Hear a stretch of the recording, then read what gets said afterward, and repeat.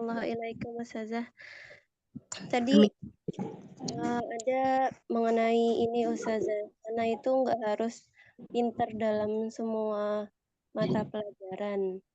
Nah, tapi Mm-mm. gimana kalau itu tuntutan sekolah Ustazah, jadi misalnya ada KKM tertentu seperti itu, jadi nanti kalau misalnya tahfidz, nanti kalau dia itu ternyata hafalannya susah, tapi kalau nggak mencapai target hafalannya nanti dia nggak bisa ikut ujian seperti misalnya hafalannya harus sampai eh, anak abasa tapi ternyata dia hafalannya lemah terus dia cuma bisa kalau sesuai dengan kita nggak memaksa dia tuh nanti dia cuma bisa sampai anaziat itu nanti dia nggak bisa ujian seperti apa itu contohnya saja dan juga misalnya di pelajaran lain seperti itu misalnya jadi nggak lulus KKM kemudian juga tentang hal itu sekarang ini ada misalnya untuk masuk universitas itu ada SNM. Nah, itu kan melalui nilai rapot secara keseluruhan juga Ustazah. Nanti kalau misalnya dia nilainya nggak bagus, nah jadi kayak ada yang bagus, ada yang enggak gitu, kita nggak mengupayakan seperti itu, nanti imbasnya ke masuk universitasnya itu bagaimana Ustazah? Apakah ya baiknya seperti apa begitu Ustazah? Iya, ya jazakillah khair wa aflah Nuraini. Ini sepertinya pertanyaan yang akan selalu muncul gitu ya untuk setiap pembahasan tema ini.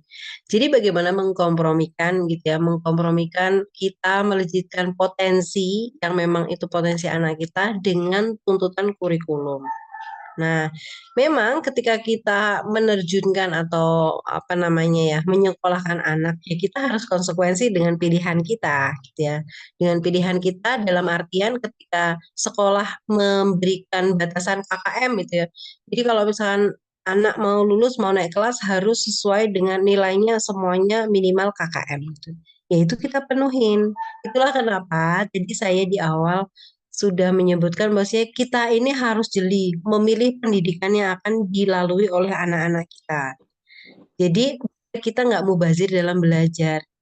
Jadi kalau misalkan kita nanti anak kita proyeksikan jadi dokter dan jadi dokter itu butuh nilai rapot yang semuanya bagus ya kita konsekuen gitu ya. Kita konsekuen dengan memenuhi target minimal itu ya, memenuhi target minimal itu. Tapi kita tetap juga fokus. Kita tetap juga mengamati. Kita tetap juga melejitkan potensi mana sih anak itu yang apa namanya yang bagus ya, yang akan menjadi bintang dia gitu. Jadi misalkan pelajarannya ada 15 gitu. 15 itu kita usahakan memang sesuai dengan KKM atau sesuai dengan syarat minimal dia harus untuk masuk ke kedokteran.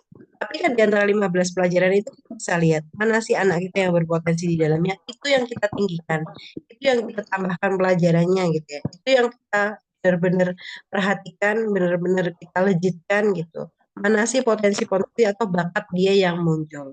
Gitu. Nah, itu adalah salah satu cara untuk mengkompromikan pendidikan yang kita pilih. Makanya kita belajar belajar mengenali potensi anak sejak dini agar kita bisa benar-benar mengarahkan pendidikan, memilih pendidikan anak kita.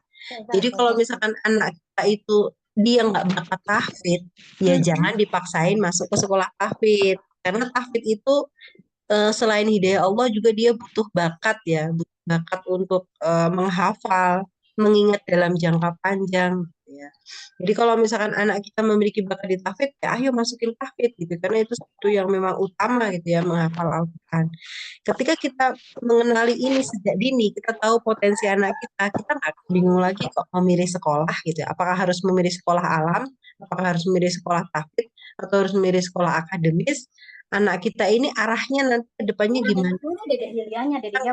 Nanti ketika udah masuk di usia SD, SMP, SMA, kita udah nggak ada lagi kegalauan gitu ya. Ini anakku nggak berpotensi di sini, tapi dituntut untuk KKM-nya segini tinggi banget. Ini anakku nggak berpotensi di sini, tapi aku harus mencapai nilai di sini. Itu kan pilihan kita. Gitu. Jadi sejak dini kita harus benar-benar mengenali ya potensi anak kita itu mau kita arahkan kemana. Mana sih yang dia ini senang? Belum mandi Dedeh ya. Itulah salah satu kunci gitu ya, bismillah keberhasilan pendidikan anak-anak kita. Gitu ya, Om ya. Semoga membantu.